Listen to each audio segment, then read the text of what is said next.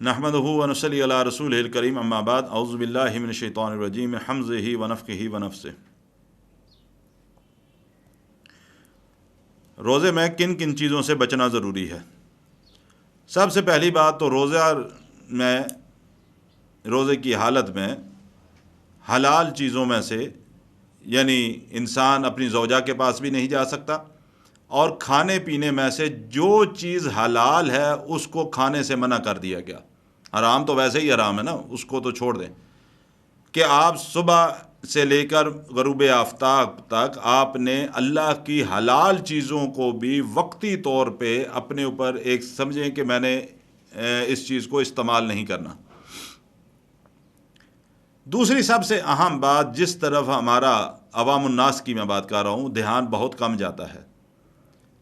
ہمارا ایک مزاج بن چکا ہے بات بات پہ جھوٹ بولنا، غیبتیں کرنا، جہاں چار بندے بیٹھے ہوں گے دوسری کی پیٹھ پیچھے برائیاں کرنا، چغلیاں کرنا، بہتان لگانے، یہ ساری بیماریاں ہمارے معاشرے کا حصہ بن چکی ہیں۔ روزہ صرف اس چیز کو نہ سمجھیں کہ بھوکا رہنا ہے اور پیاسا رہنا ہے، باقی سارے کام ہم نے کرنے ہیں، نہیں۔ جب روزہ رکھنا ہے تو پھر ہمیں کھانے پینے سے تو بچنا ہے، اپنے آپ کو بچانا ہے، مقررہ جو وقت ہے اس کے مطابق اپنے آپ کو اس چیز سے پرہیز کرنا ہے، بچانا ہے۔ لیکن اس کے ساتھ ساتھ ہم نے اپنی زبان سے جھوٹ نہیں بولنا، غیبت نہیں کرنی، چغلیاں نہیں کھانی، گالی گلوچ نہیں کرنی، کسی کے اوپر بہتان نہیں لگانے۔ اگر ہماری زبان سے یہ سارے کام ادا ہوتے رہیں تو پھر ہمارے بھوکے اور پیاسے رہنے کا کوئی فائدہ نہیں، بھوکے اور پیاسے رہنے کا کوئی فائدہ نہیں۔ اللہ کے نبی صلی اللہ علیہ وسلم کا فرمان ہے، جو غیبت کرتا ہے پیٹھ پیچھے، جو بندہ موجود نہیں ہے اس کی برائیاں کرتا ہے، وہ در حقیقت اپنے مردہ بھائی کا گوشت کھاتا ہے۔ یہ حدیث کے لفظ ہیں کہ وہ اپنے مردہ بھائی کا گوشت کھاتا ہے۔ اور ایک دفعہ میں مطالعہ کر رہا تھا تو حدیث میری نظر سے گزری کہ دو عورتیں شام کے وقت یعنی عصر کے بعد کا وقت تھا، انہوں نے نبی صلی اللہ علیہ وسلم کی خدمت میں ایک سوال بھیجا کہ یا رسول اللہ صلی اللہ علیہ وسلم، ہم نے جو ہے وہ روزہ برداشت نہیں ہو رہا، تو اگر اجازت ہو تو ہم روزہ توڑ لیں۔ آپ صلی اللہ علیہ وسلم نے ایک پیالہ بھیجا ان کے پاس، اور جو لے کر گیا اسے کہا کہ ان عورتوں سے کہو اس کے اندر قے کر دیں۔ اس ایک عورت نے قے کی، صبح سے وہ روزے کی حالت میں تھی، قے کی تو اس میں سے اپنا گوشت کی بوٹی باہر نکلی۔ آپ صلی اللہ علیہ وسلم کے پاس معاملہ آیا کہ وہ صبح سے روزے کی حالت میں، آپ نے فرمایا یہ سارا دن بیٹھ کے غیبتیں کرتی رہی ہیں، تو جو غیبت کرتا ہے وہ اپنے مردہ بھائی کا گوشت کھاتا ہے۔ تو ایسا روزہ کاہے کا روزہ ہے کہ سارا دن بیٹھ کے مسلمان کی برائیاں کرنا، دوسرے بہن بھائی کی غیبتیں کرنا، چغلیاں کرنا، جھوٹ بولنے، بہتان لگانے۔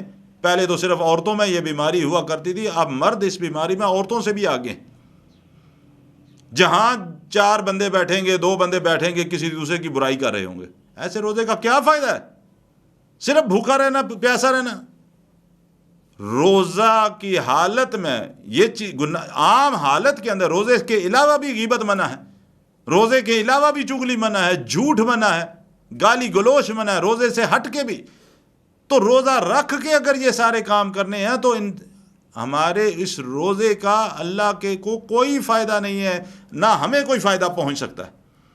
اللہ کے نبی فرماتے ہیں صلی اللہ علیہ وسلم، جب کوئی شخص جھوٹ بات کہتا ہے، جب کوئی شخص جھوٹ بولتا ہے تو اللہ کو کوئی ضرورت نہیں کہ وہ کھانا پینا چھوڑ کے بیٹھا رہے، کہ جب اس نے روزے کی حالت میں جھوٹ بول لیا تو پھر اللہ کو اس کے بھوکے اور پیاسے رہنے سے کوئی سروکار نہیں ہے کہ وہ بھوکا ہے یا پیاسا ہے۔ اگر ہم چاہتے ہیں کہ ہمیں روزے کا فائدہ حاصل ہو، رمضان کی ہم برکات کو سمیٹ سکیں، یہ رحمتیں ہمیں حاصل ہوں، رمضان کی جو فضائل ہیں ان کو حاصل کر سکیں، اس کی عبادات اور ثمرات کو ہم سمیٹ سکیں، تو اس کا پھر مطلب یہ ہے کہ صرف بھوکا اور پیاسا نہیں رہنا، بلکہ اپنی زبان کو بھی سمجھانا ہے کہ میں روزے کی حالت میں ہوں۔ اپنے کانوں کو بھی، اپنی آنکھوں کو بھی، اپنے ہاتھوں کو بھی، اپنے پاؤں کو بھی، اپنے پورے جسم کو روکنا ہے اللہ کی نافرمانی سے، نبی صلی اللہ علیہ وسلم کے فرامین کی مخالفت سے روکنا ہے، اور وہ اعمال کرنے ہیں جو اللہ نے ان دنوں میں اعمال کرنے کا حکم دیا ہے یا نبی صلی اللہ علیہ وسلم نے ہمیں سکھایا ہے۔ اس کے علاوہ اللہ کی نافرمانی کے سارے کاموں سے اپنے آپ کو روکنا ہوگا، تب ہمیں روزے کے فائدے حاصل ہوں گے اور ہم ان کے ثمرات کو سمیٹ سکیں گے۔ اللہ تعالیٰ عمل کی توفیق عطا فرمائے۔